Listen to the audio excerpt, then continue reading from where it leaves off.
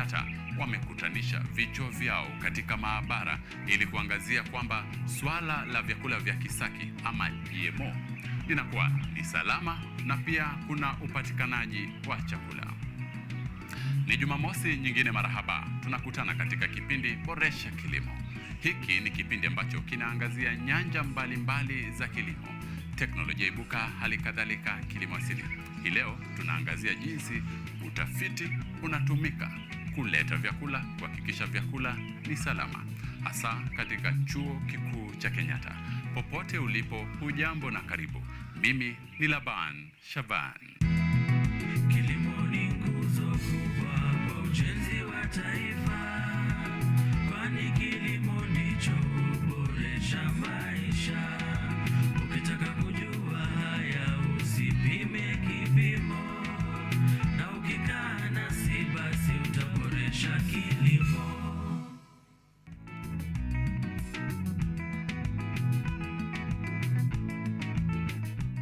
Mabadiliko ya hali ya anga ama ukipenda mabadiliko ya tabia nchi yamekuwa tishio kubwa sana kwa utoshelevu na usalama wa chakula. Ni jinsi gani watafiti wanabuni njia tofauti ya kuzalisha mimea zaidi, na watafiti pia wanaangazia vipi GMO kuangalia usalama wake na pia njia ya kuzalisha vyakula ili kudhibiti baa la njaa. Utafiti ni jambo ambalo linaenziwa sasa katika kilimo, haswa leo hii kikitazamiwa kwamba masuala ya tissue culture, ambapo washikadau wengi wanafanya kazi kwa pamoja na matokeo yake ni ya aina 27 ili kusaidia wakulima kuzalisha zaidi matokeo. Banana is a very important crop, not just in Kenya, but globally. It's a food crop, and it's also a source of income for the farmers. However, we have had challenges in production because of diseases and drought that have reduced the yields, causing losses for farmers. And we embarked on this project to try and overcome the challenges, the climate-induced challenges, of which diseases and pests have been shown to also increase with changing climatic conditions. So what we have done is that we undertook to write a project with partners from Spain, from Belgium, and from Uganda. And the idea was to work together as a consortium to introduce improved varieties. Now, the varieties we are working on are cooking banana varieties derived from matoke, the common matoke that is common in Uganda and also increasingly in Kenya. The varieties have been bred through conventional crossbreeding. And I would like to emphasize that these are not genetically modified. They have been crossed using natural hybridization, whereby the matoke, the preferred matoke, is crossed to an old variety of banana that has shown to contain genes for disease resistance. So we have come up with 27 new varieties of matoke, which have been shown to be resistant to disease and to also survive under drought conditions. So what we are doing here in Kenyatta University is to get those the improved matoke varieties, the 27 varieties, all of them. We import them from IITA in Ibadan, Nigeria.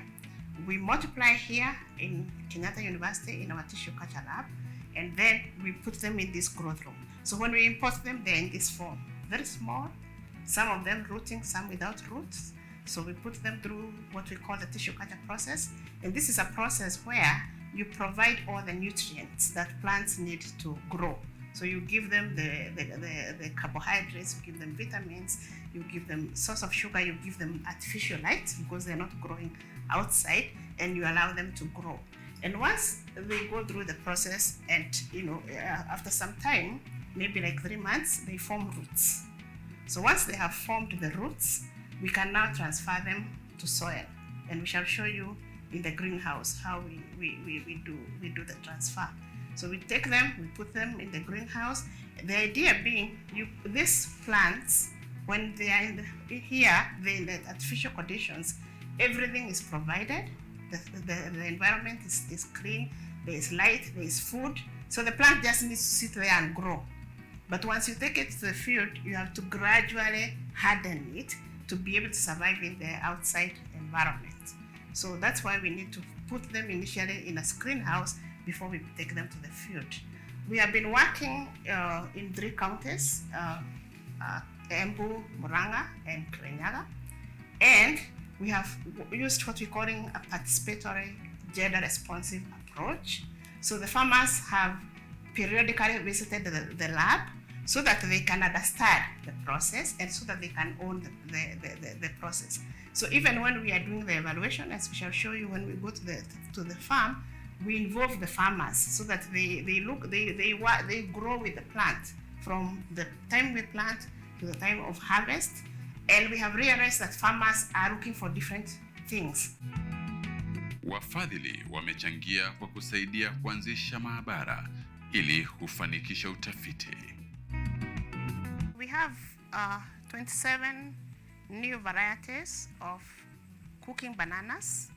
They are called Naritas after the breeders. They were bred through a collaboration between National Agricultural Research Organization Uganda and the International Institute of Tropical Agriculture. That's why they are called Naritas. So we develop them as N1, N2, and 3 up to 27. But we also have plantains, also bred by IITA.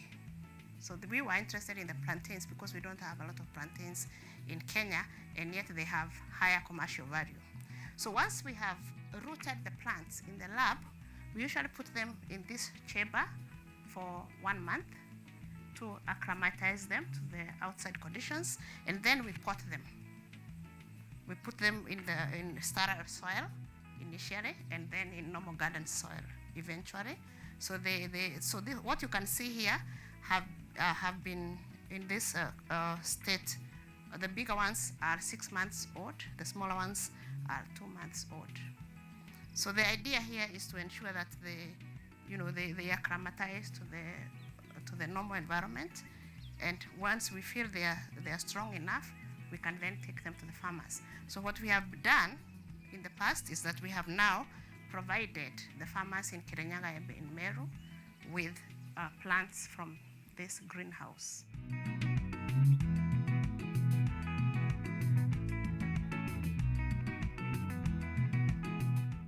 Je, jinsia na kilimo zinahusiana vipi? Tutakuwa tunajua papa hapa katika kipindi hiki.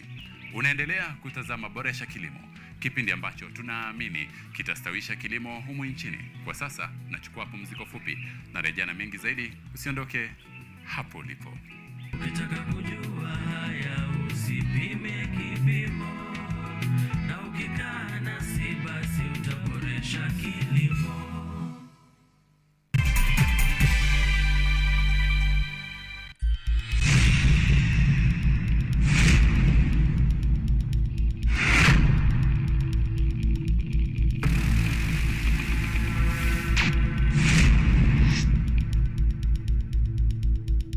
Tunakula usiku, tuachane na break kwanza, tuende lunch. Chapo.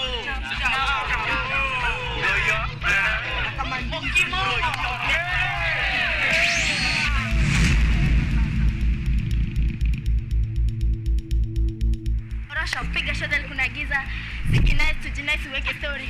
Kata maji pia shada liko nasio nikosa msupo si stress. Kama rende kisha basi nipe. Najua ni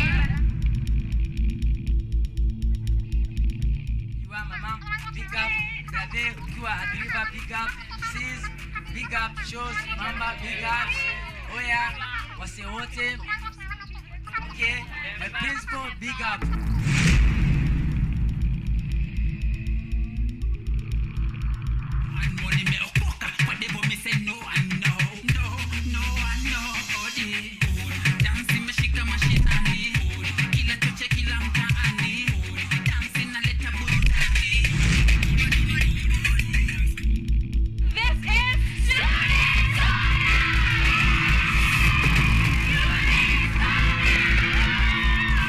Boresha.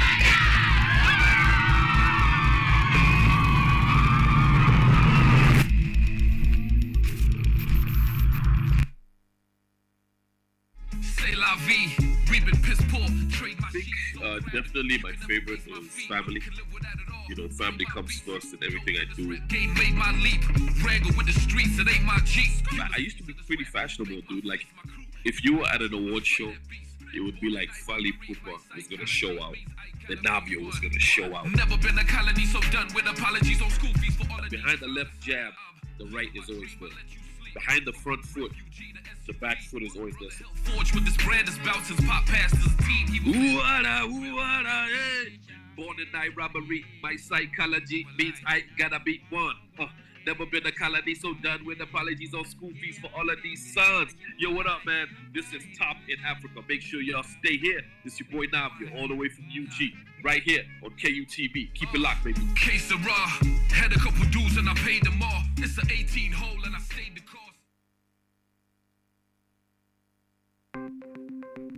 Maelfu na maelfu ya wahamiaji wakiwa na watoto kutoka nchi za Amerika ya Kati wanaendelea kuwasili kwenye mpaka kati ya Marekani na Mexico. But folks, I'm going.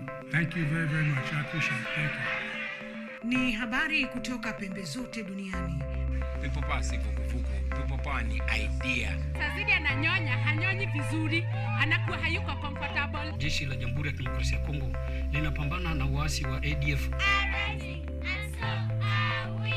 Kwa sasa wanatoa wito kwa mashirika, makampuni na vile vituo vya uchukuzi. Mambo mengi yatakwenda kama yalivyopangwa. Hapa ni kuna mmoja wa viongozi wa chama cha wavuvi katika eneo hili. Zaidi tunajaribu kuwapa chanjo ili ina boost ama inanyanyua kinga ya mwili, ndio inaenda kupelekea kupambana na virusi. Ni duniani leo, Jumatatu mpaka Ijumaa, moja kwa moja kutoka VOA Swahili, Washington DC.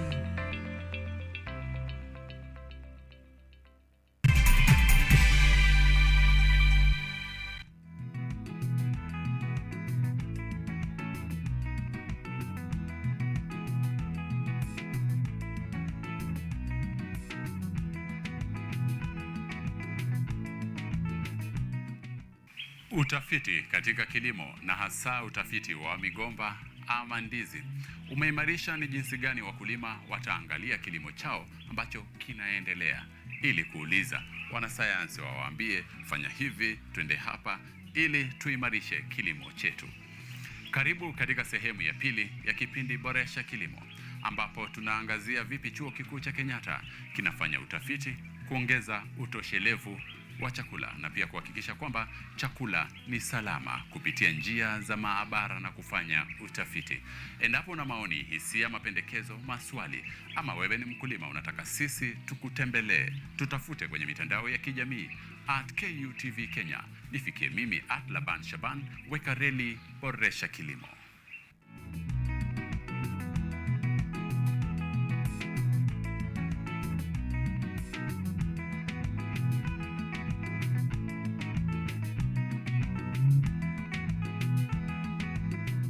So at Kenyatta University, we have been doing a lot more research on different germplasm, together with colleagues in this university who have done very excellent work in GMO research.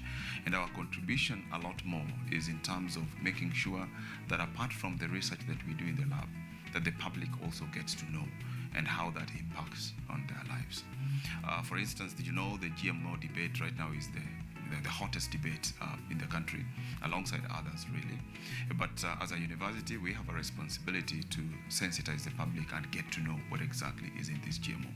And that is why part of the researchers in this university, including myself, are right now actively sensitizing the public through media and going around into different universities to ensure that at least even professors themselves are not contradicting themselves in this matter GMO.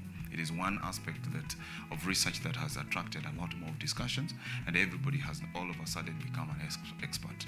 And like I was saying earlier on, this is the only university in East and Central Africa that has a biosafety level 2 laboratory.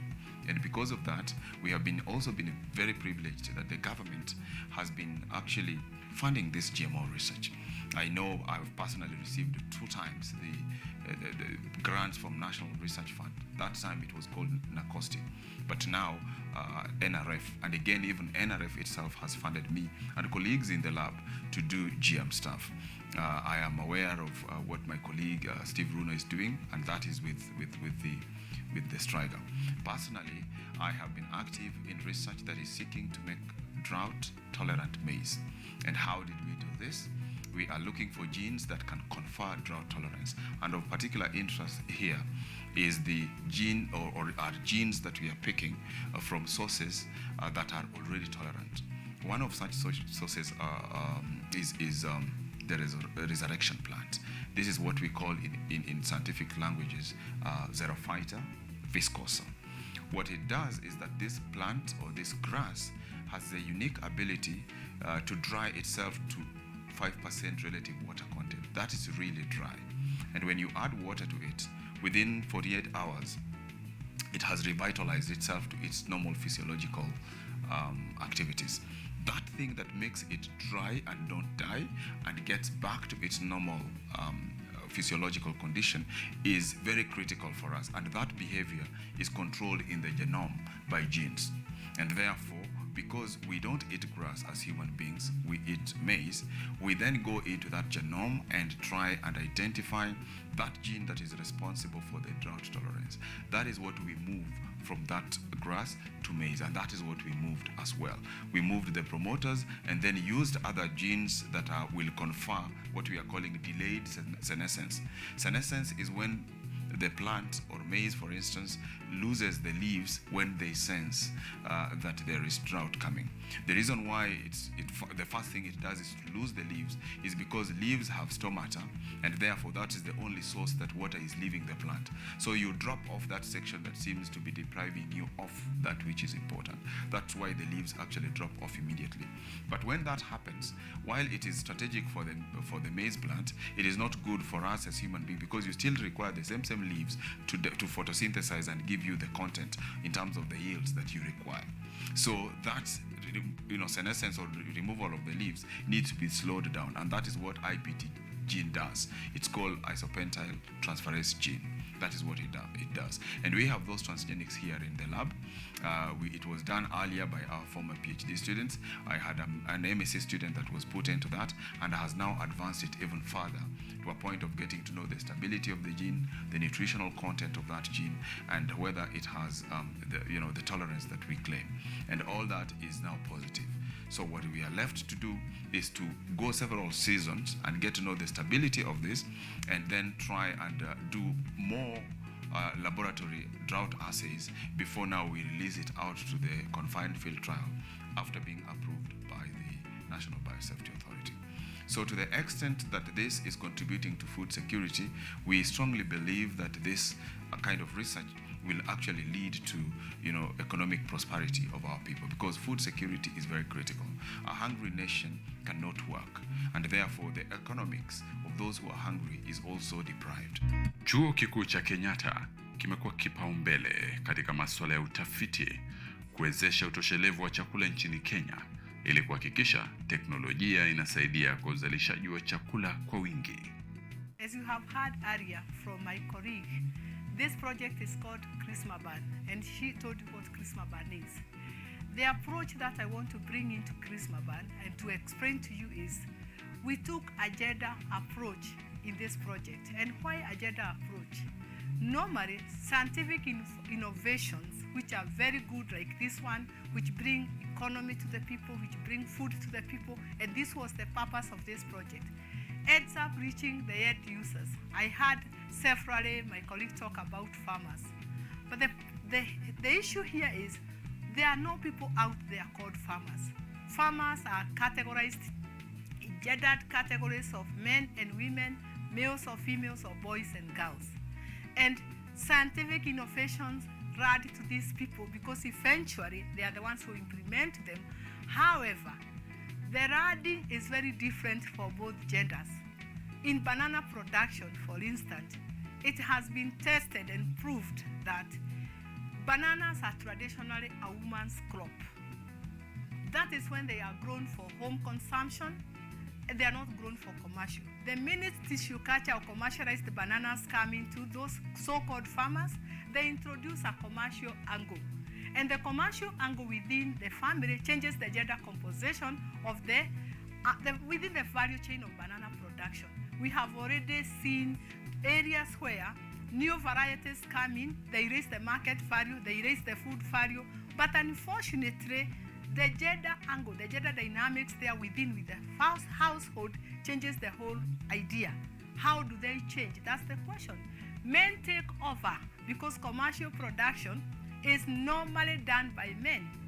The selling, the production, and this changes even the land acquisition, the land tenure, and every system. For example, men market bananas differently. Women market bananas differently. So what happens is that women becomes displaced from a production system that has always been associated with them. So the reason we brought the gender angle to this project was to make sure that we have gender responsive production. And that is where both men and women not only benefit from the new innovation, but they also benefit from the products that come out of the innovation. What we have been doing for the last 4 years is, as the process goes on, and I think you have been taken through the process from the laboratory all the way to the farm, now the farmers have literally grown these bananas in their own farms, we incorporated that gender angle such that the people we have been working with, we have taken through a gender training process. We sensitize them about these dynamics that even sometimes cause violence within the family.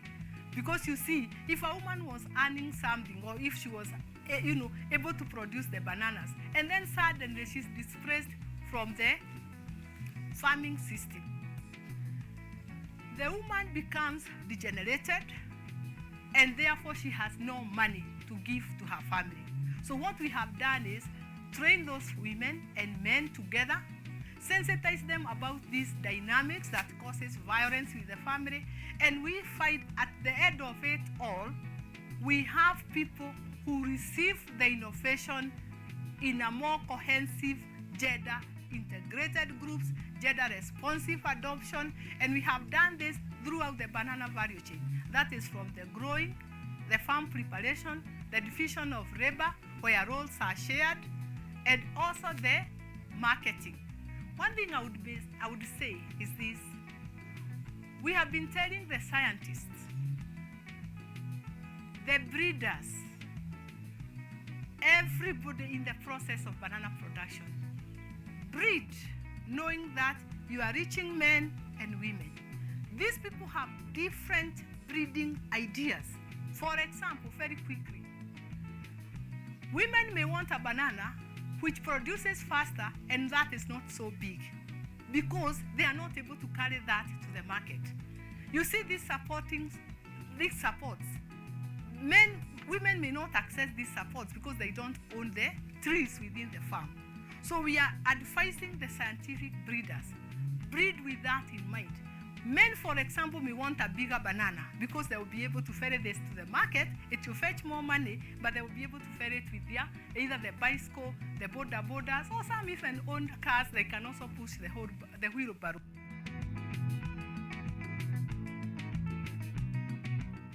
Changamoto za mabadiliko katika karne hii yanakuja sana na kuharibu masuala mengi, hasa mfumo wa utoshelevu wa chakula.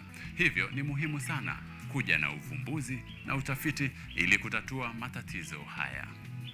Kufikia hapo tumefika mwisho wa kipindi Boresha Kilimo. Hadi Jumamosi ijayo kwa makala mengine ya kilimo. Nimekuwa wako Laban Shaban. Wassalam.